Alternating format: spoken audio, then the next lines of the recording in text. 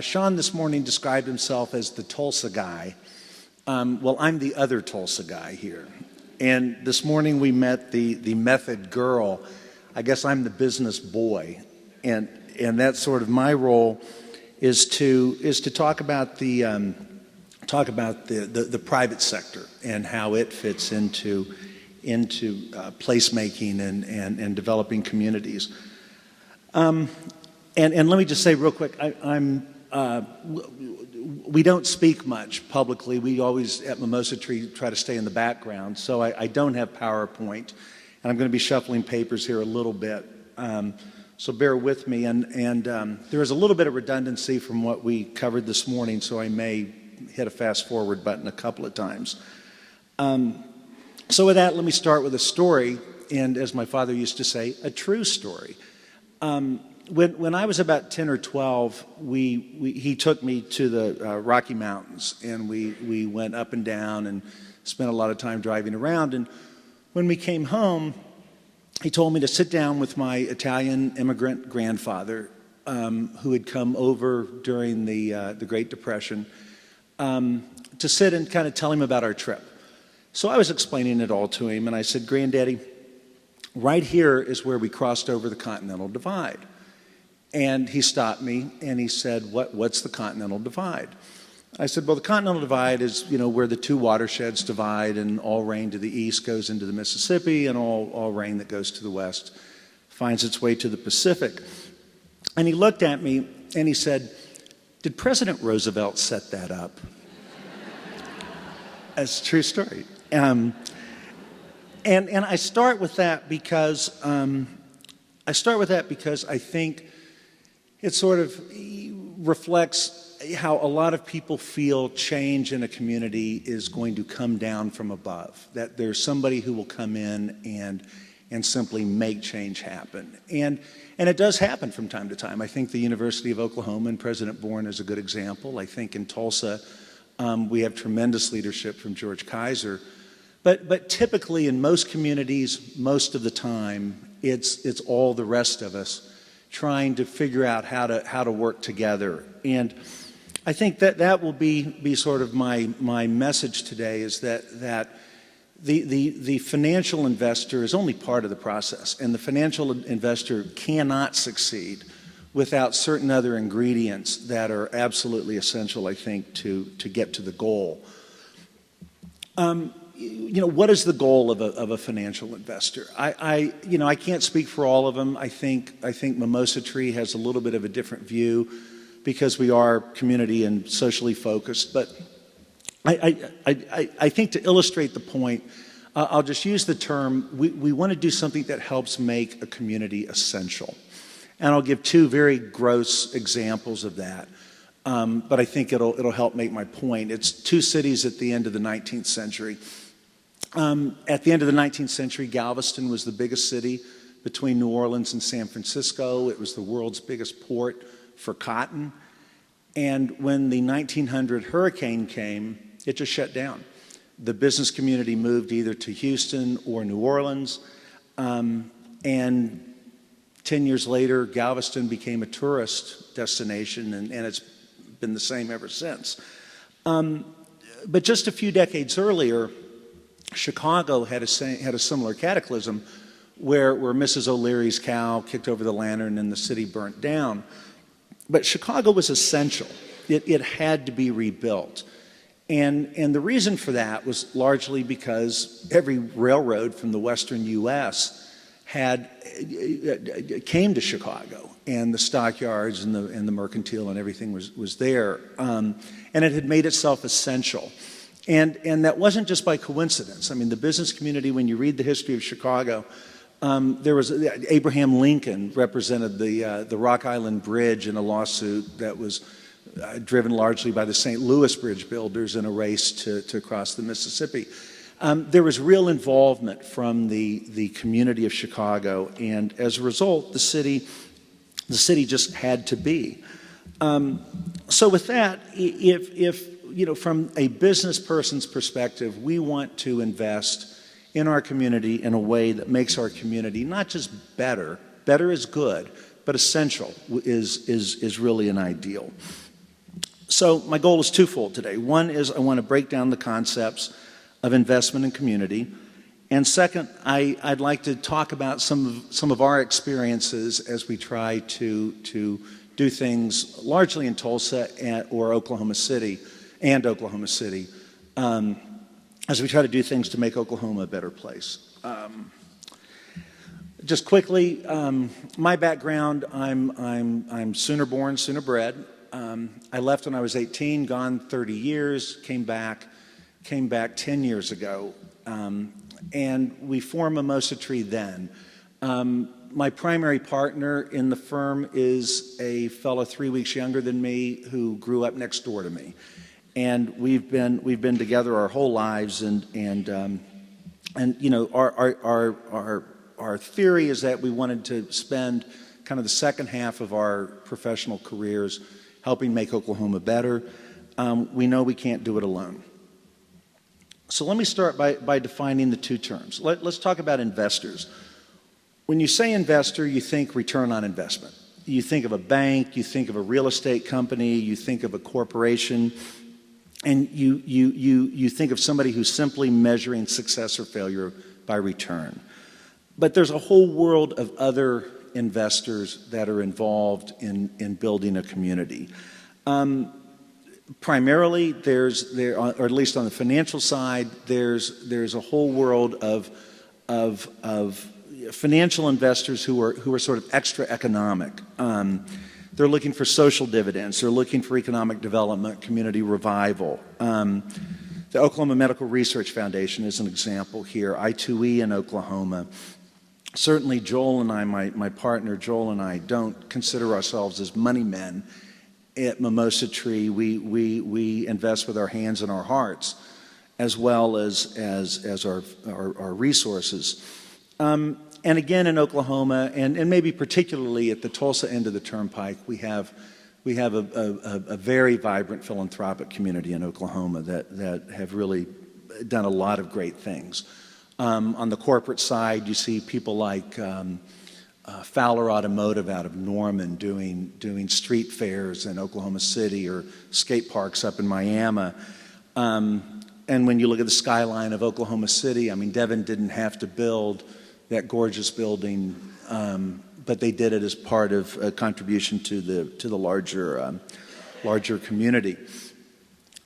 Another form of investment is simply talent, and I will talk a lot about that here. It's human capital. Money alone cannot make an investment work. And I think particularly in Oklahoma, there's the issue we've all talked about the young people. University of Oklahoma is a tremendous engine of talent. And keeping those kids here is very important. But sometimes it's when they make that choice, it's interesting. Those who move to Dallas may be doing it because financial return is what they're focused on. But others who stay may be staying because they have a commitment to the community. And in my opinion, that's a fair trade-off. There are groups, the Thai Pros in Tulsa, I think we have a group from Thai Pros here. Yeah, is a phenomenal organization. It's 10 years old. It's almost 8,000 members. They have over 80 events a year looking for ways these young professionals can engage with the community and help make it better.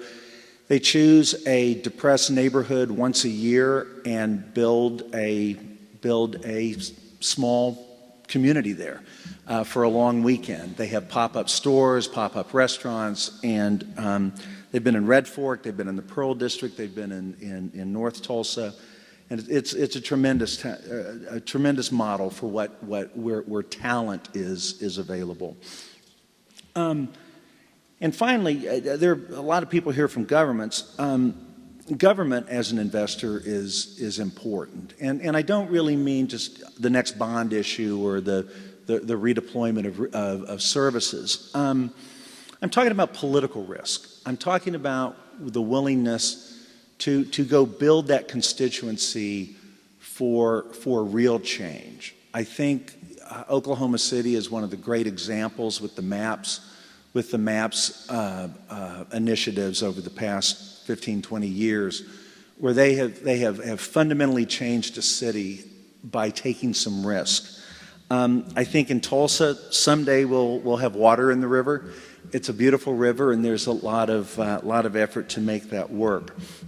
So those are just some examples of what the concept of investor can mean when it comes to placemaking. The other term, community. What do we mean when we talk about community? Community, for my purposes here, does not mean a market. A market, any business, any successful investment had better have a market. And markets are going to succeed or fail by price, quality, or services. And that's pretty much it. They have to go out and build a business. But what I mean by community is really almost the opposite. It's somebody who is for you despite price, quality, or service, that want you to succeed. They're invested in the investment.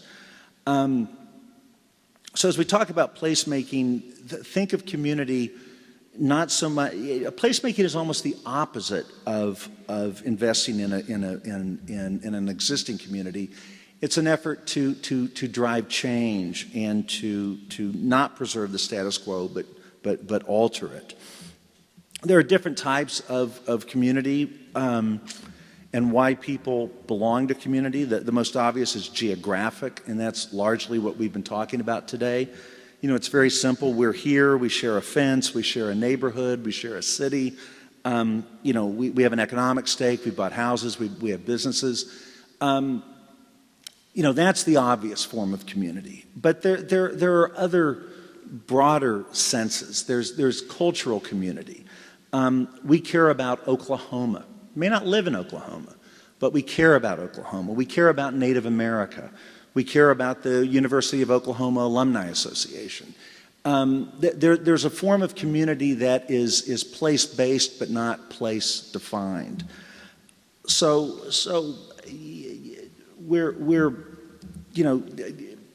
place is an important part of, obviously, place-making. But now with the internet, with the world we're living in, community takes on a whole different meaning.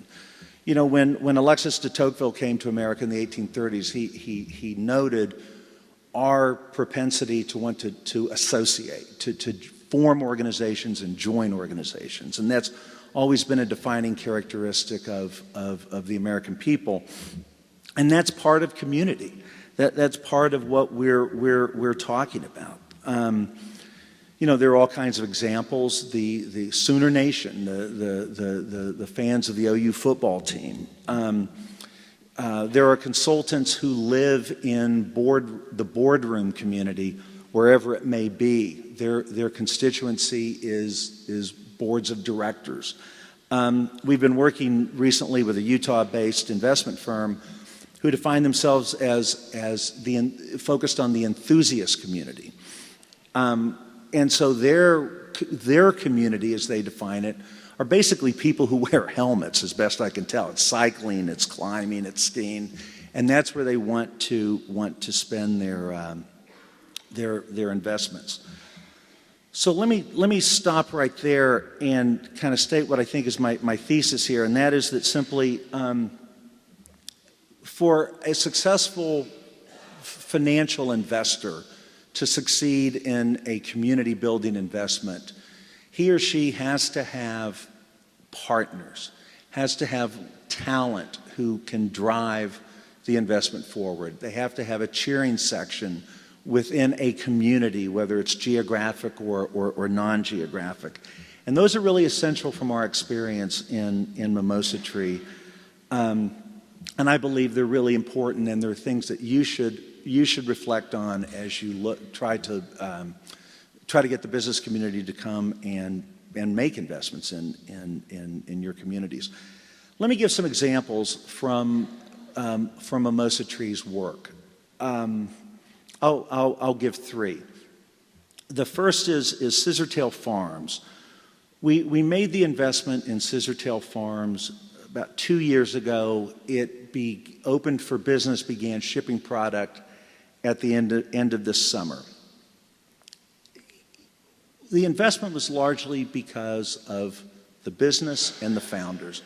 The founders were very simple. Two Tulsa kids. Well, they're not kids. They're mid-30s. Kids to me.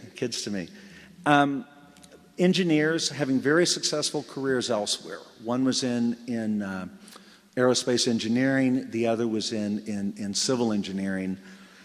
But they wanted to do something that was socially important, and were willing to change their careers midstream and come back home to Tulsa and try to get this business started.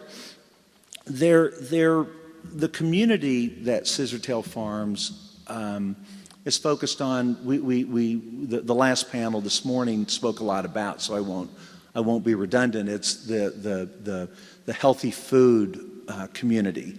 And it's a fairly vibrant community in Oklahoma, but it's not limited to Oklahoma. But that's the cheering section. That is simply cheering for Scissortail Farms and wanting them to succeed. What is Scissortail Farms? It's an aeroponic, hydroponic farm that grows lettuces, leafy greens, herbs. But unlike when you say hydroponic, you think of one of two things. You think of the rooftop we talked about earlier, or you think of somebody selling illegal contraband. This is 1 acre in industrial West Tulsa, on the other side of the refineries and the rail yard. And by the way, 1 acre indoor is a big space. They'll produce somewhere around 1.2 million heads of lettuce or the equivalent over the coming year. Like everything hydroponic, they'll do it without chemicals and without the soil risks of E. coli and heavy metals and all of that. They will use 90% less water. What they're producing would take 10 times as much land. And they deliver product to customers within 24 hours instead of days and weeks on trucks coming from the Central Valley of California to Oklahoma. So at Mimosa Tree, we viewed this as both a way to invest, to do well, and do good at the same time. The partners in Tulsa have been fantastic. Sustainable Tulsa is a community focused on the environmental side of good food. They've been a tremendous partner. The footprint for Scissortail, the market footprint, should extend roughly from Oklahoma City into the northwest Arkansas corridor. They already have some true blue chip clients, everybody from the Oklahoma City Thunder training table to the Union Public School System in Tulsa. A lot of the high-end restaurants, Tulsa Country Club, Mercy Hospital, Williams Companies. It's been a great kickoff for a great company. So my thought there, though, with Scissortail again is talent and community. Having that community that wants the company to succeed. My second example is This Land Press. You may or may not know This Land Press. I brought 2 copies. Hopefully you see it at coffee shops in your neighborhood. We're changing the format, by the way, with the next issue. It'll become a glossy with a spine. So hopefully it'll be better and you'll like it. Columbia Journalism Review is the leading voice on media in America. In a cover story on This Land Press 3 years ago, it called the publication, quote, probably the best for-profit local journalism startup in the country. Those are big words. We're still finding it hard to introduce the publication to Oklahomans. There's still a lot of people who tell us they don't know This Land Press. So there's a real upside, I think for the business. Mimosa Tree is proud to be its investor. As Hans mentioned, I'm serving as the publisher. But the story really does, again, begin with the founder. And I think it's the story of why things succeed and why things fail. Michael Mason, the editor-in-chief and founder, is a Tulsa-raised Latino. He had recently signed a multi-book deal with Farrar Straus Giroux, which is one of the blue-chip book publishers in the U.S. And he had written and published his first. It got two, not one, but two different positive reviews in the New York Times. But he was frustrated by local media in Oklahoma. And it goes to the subject of placemaking. In his mind, the story of Oklahoma was not being told. We have news publications, we have television news, and we have a whole lot of news. But story is something different. Since the beginning of humankind, we've told stories, and it's how we tell our history. It's how we capture our culture. It's how we express our faith. And the stories are simply not there in the current media. And the media world, it's not to blame anybody. I mean, we have a media world right now that's just really, pretty crazy right now, trying to figure out where it's all going to go. But we decided, at a time when American media is collapsing and 100-year-old publications are being sold for token amounts, we decided to launch one. But it's been a wonderful experience, and we think we're helping to make a difference in Oklahoma. We're helping to make a difference in Oklahoma.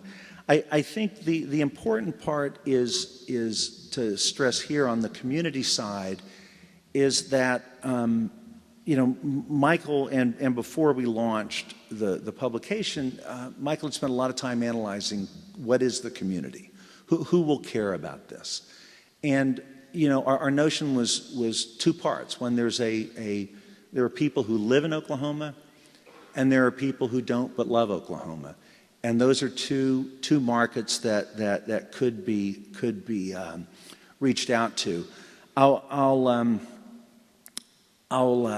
give you just one data point, and I won't even bother you with the actual data. But there's a metric in media known as a stickiness metric. You may be familiar with the idea of stickiness, but the way it's measured is simply a ratio of Facebook fans divided by Google traffic, unique visitors over a period of time. And with publicly available information that we have, the stickiness of this land is tremendous. It's about, the number for what it's worth is 58%. The Tulsa World and News OK are both under 10%. The second highest in Oklahoma is Tulsa People, a society magazine that's about 30%. So I think we're getting the feedback that there is a community that cares and wants to know what we write. We had an odd experience about a month or two ago when David Carr, the media critic of the New York Times, who's a beloved character in the media world, tragically died. He gave a speech in New York and then went back to the newsroom and collapsed. But the New York Times and the wire services released a photo announcing the death, and it was him while he was giving the speech at lunch that day, and he was wearing a This Land Press T-shirt. And it was just sort of a funny experience for us that we were there and had his respect. So if you're interested, thislandpress.com. Thislandpress.com is the website, although it is a physical publication. And then my third and final example is a brand I hope everybody here is familiar with, and that's the Mcnellies group of restaurants. When we invested in Mcnellies Group 6 years ago, it was exploring bankruptcy. In large part, not its own fault. It was in the middle of the Great Recession. Banks were shutting down any credit lending, and at the time, they were closing two establishments. They were watching a third struggle, probably failing. And they were surviving for a while on the cash flow from the Tulsa and Oklahoma City pubs and a small neighborhood bar there in Tulsa. Today, 6 years later, Mcnellies is a $30 million enterprise that will have 15 establishments open at the end of the year, has 14 now. And I hope you know all the brands: James E. McNelly Public House, Yokozuna, El Guapos, Fassler Hall, the Dust Bowl, the Tavern. It's an Oklahoma company now that is on a real growth curve. It will probably open 3, 4, 5 new establishments every year for the foreseeable future. Why did Mimosa Tree invest? Why did it succeed? I think the answer to both are the same. One is, restaurants are a lousy investment. We were not planning on investing in a restaurant, but the leadership of Mcnellies, particularly the founder Elliot Nelson, was a young group of people who were really committed to growing a community. When they opened the very first establishment, the Tulsa Pub, it was in the Blue Dome district, which at the time had no retail in it whatsoever. Charles was talking this morning about reinvesting in existing structures. That's exactly what Mcnellies Group does. And I see somebody waving in the back. Thank you very much. All right. Meet me later and I'll give you your pint cards, okay? All right. But that's what Mcnellies does. They were very committed to community. It's what they did in Oklahoma City at Plaza Court there in Midtown. And that's been the legacy of the growth curve. So talented people with a strong community support. So why were we necessary? They already had going, other than the financial resources that we were bringing to help turn it around. And I think we all agree, sometimes you do need basic business skills. At the time, Mcnellies, its corporate structure was complicated, to say the least. There was no employee stock ownership. There was no strategic planning. It was very much kind of a what's next approach. And so I think Mimosa Tree was able to come in, and we're now sharing ownership with employees. We've cleaned up the corporate structure. We launched a health plan long before we were required to by Obamacare.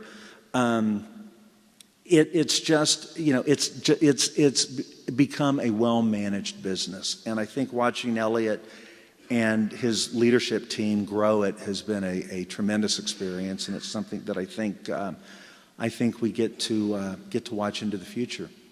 So those are 3 examples of where a financial investor, talented individuals, and a cheerleading community can really come together to make something happen. If you're interested, by the way, in seeing Scissortail Farms, the website, it's scissortailfarms.com. The website has a video from one of the news channels in Tulsa. And Reese's, our grocery store partner,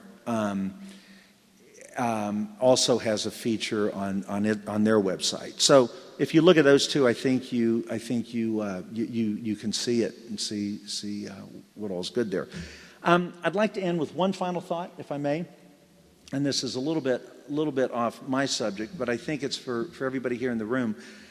I think one of the biggest community challenges and maybe placemaking challenges facing leadership in Oklahoma right now is to try to figure out how to turn our 2 cities into one market. There's always been a historic rivalry between Oklahoma City and Tulsa. That's healthy, but I think it's really fairly non-existent with the younger generation now. They don't really know why. They cheer for Kevin Durant. They enjoy music at Kane's Ballroom. But I think we're missing some opportunities because we are viewed as these 2 small cities. And we're only 80 miles apart. There's a whole lot of opportunity, but I think we have some basic problems. Oklahoma City is naturally being drawn to the Texas Triangle, which is probably the most vibrant economy in the U.S. right now. And in many ways, Oklahoma City is the northernmost point on that triangle as the NAFTA traffic comes up I-35 and turns east on I-40 to the industrial southeast. But in many ways, Oklahoma City is getting into the Texas orbit, while Tulsa remains in some ways a walled city. I mean, they're of all the major highways going into Tulsa, 6 of them are toll roads and only 1 is free. I think Manhattan has about the same ratio. And Tulsa is very comfortable. It's a very laid-back city, but it's 1 million people. And combined, we're 2.5 million people separated by 77 miles of turnpike. And it's a tremendous opportunity. And I think some corporations are beginning to see this. I think it's not a coincidence that Urban Outfitters and Whole Foods and REI are all coming at the same time, Trader Joe's. And they're just coming to both cities because we're 2 big neighborhoods on either end of a barbell-shaped city. But I think I think from a placemaking perspective and among the challenges facing us, that's one that I think is really, really important. And I think with Scissortail, with Mcnellies, and with this land, we're trying to be, as we call it, by pike. And it's working. So anyway, thank you, and we look forward to questions.